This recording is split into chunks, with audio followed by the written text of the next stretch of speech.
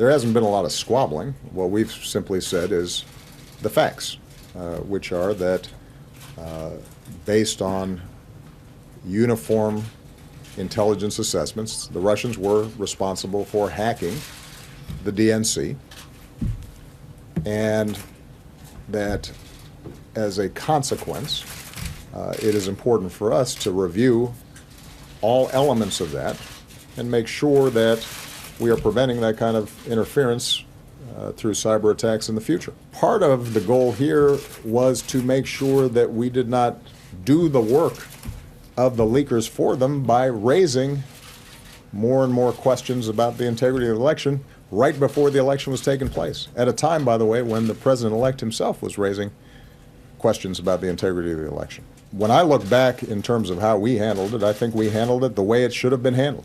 We allowed law enforcement and the intelligence community to do its job without political influence. We briefed all relevant parties involved in terms of what was taking place.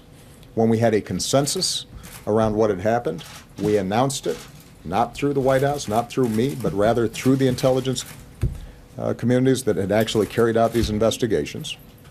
And then we allowed you and the American public to make an assessment as to how to weigh that going into the election. I'm finding it a little curious that everybody's suddenly acting surprised that this looked like it was disadvantaging Hillary Clinton, because you guys wrote about it every day.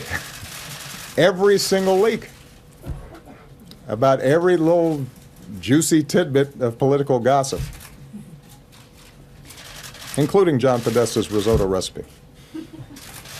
This was an obsession that dominated the news coverage. We are a digitalized culture, and there is hacking going on every single day.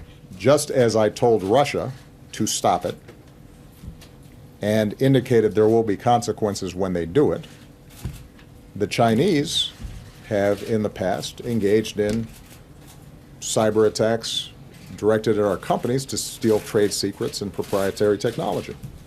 And I had to have the same conversation with with President Xi, and what we've seen is some evidence that they have reduced, but not completely eliminated, these activities, partly because they can use cutouts. One of the problems with the internet and cyber issues is that there's not always a return address, and by the time you catch up to it, attributing what happened to a particular government can be difficult. I know that there have been folks out there who suggest somehow that if we went out there and made big announcements and thumped our chests about a bunch of stuff, that somehow that would potentially spook the Russians. But keep in mind that we already have enormous numbers of sanctions against the Russians. The relationship between us and Russia has deteriorated, sadly, significantly over the last several years. And so how we approach an appropriate response that increases costs for them for behavior like this in the future, but does not create problems for us, is something that's worth taking the time to think through and figure out.